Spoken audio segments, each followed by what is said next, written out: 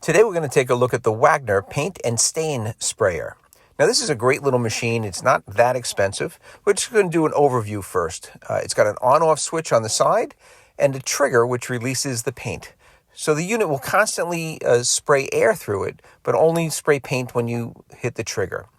This slide button on the top is actually two different power levels, high and low. This dial is for the flow control. So you would use a lower number for thin paint or stain, and you'd use a higher number for thicker paint like latex.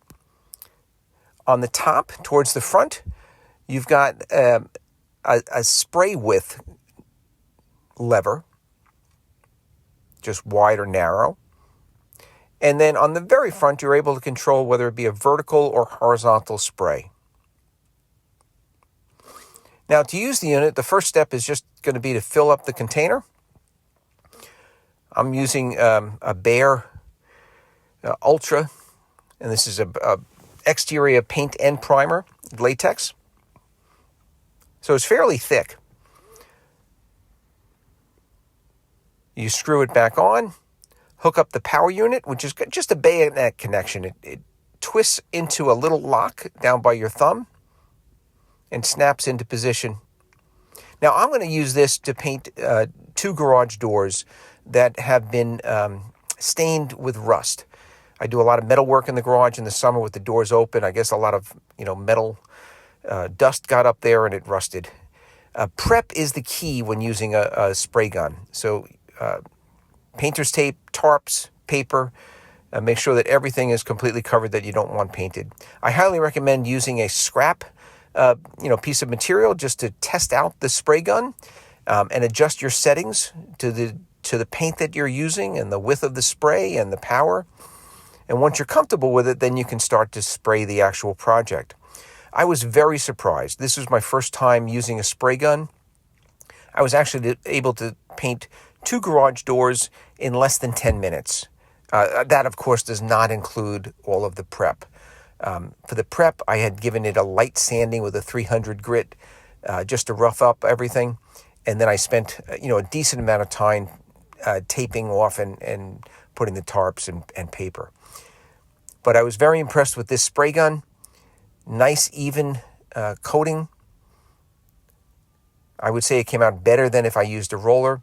When I wanted to change from vertical to horizontal, it was very easy to just stop midway, turn that little air cap on the front of the nozzle, make that adjustment, and spray vertical.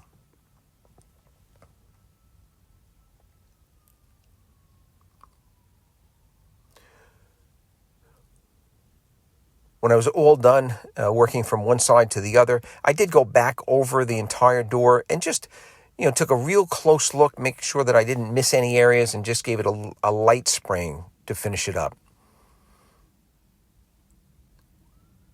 So very impressed with the quality of the spray and also how quickly I was able to finish the project.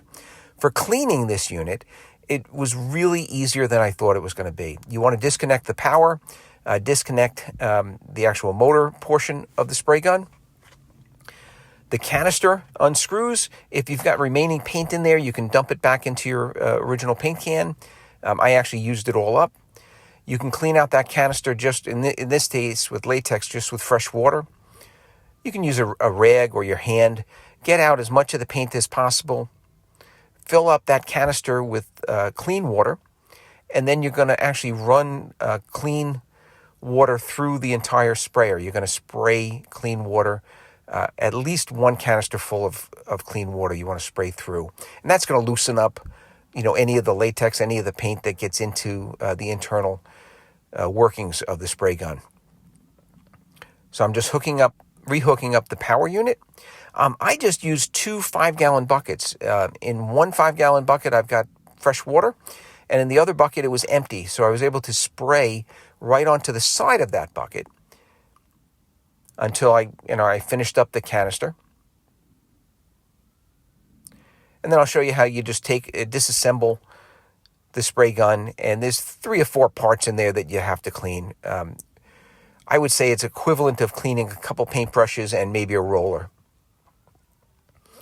So I'm going to disassemble it again. The collection tube just pulls out. That can get dropped right into the 5-gallon bucket of water. We're going to remove the air cap. The other two pieces just screw off and separate. And now all of these parts can get submerged in fresh water for latex paint. And you want to use the soft bristled brush that it comes with to clean out any remaining paint from any of the tubes or from any of these parts. Really doesn't take long. Slosh it around in the fresh water, loosen it up with the brush, and then you're ready to reassemble it for the next time you want to use it. So just going in reverse, you're going to put the nozzle cap back on in the same orientation, screw on the retaining ring, and then the air cap. So it's a very easy to use spray gun. Thank you very much for watching. Check us out on the web at DIYEasyCrafts.com.